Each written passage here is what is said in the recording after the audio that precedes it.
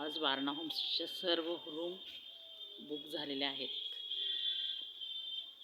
आणि आता सगळे टुरिस्ट आहेत ते सगळे गेलेत आहेत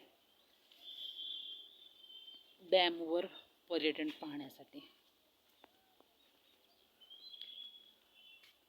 हे इथं नवीन बांधकामाची तयारी चालू आहे.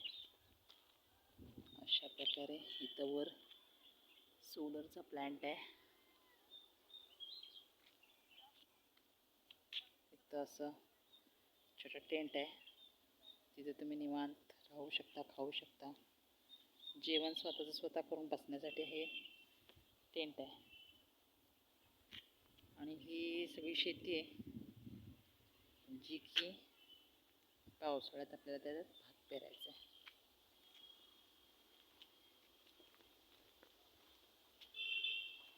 अशा प्रकारे हे आहे चांदोली होमस्टे, वारणा चांदोली होमस्टे. इथं आहे छानसा लॉन, जिथे तुम्ही बसू शकता. हे पक्ष्यांना पाणी ठेवलं आहे. इथे दिवसभरात बरेच पक्षी येऊन पाणी पितात. असं इथे संध्याकाळी जेवणाची वगैरे सोय, तुम्ही जेवू शकता. छान असा प्लॅन्ट अगदी रस्त्याच्या पासून जवळचा 100-200 मीटरवर काहीतरी आहे. पार्किंगची व्यवस्था आहे.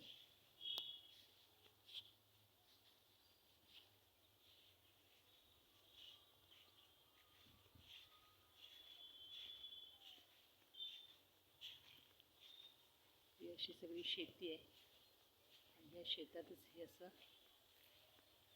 सुंदर असं होमस्टे आहे.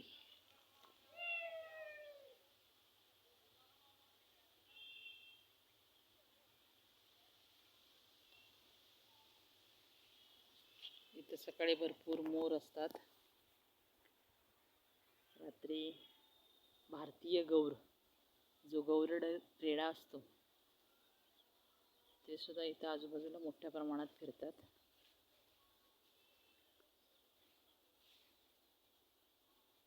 इथं संध्याकाळी लाईट वगैरे भरपूर असतं, त्याच्यामुळे उजेड भरपूर असतो. खेळण्यासाठी, गप्पा मारण्यासाठी तुम्ही या लॉनमध्ये त्याचा वापर करू शकता. असं आणि संध्याकाळी म्हणजे आत्ताच असं बसून इथं सनसेटचा आनंद घेऊ शकता.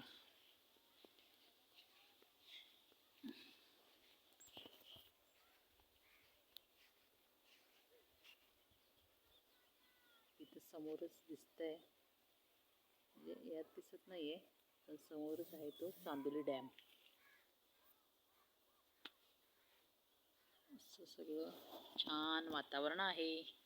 मे महिन्याची 1 तारीख आहे. अजून बऱ्याच सुट्ट्या आहेत, तर फिरायला येण्यासाठी उत्तम ठिकाण आहे. राहण्यासाठी फॅमिली रिसॉर्ट आहेत. इथे आम्ही फॅमिली शक्यतो घेत असतो. तर कोणाला यायचं असेल तर संपर्क साधा.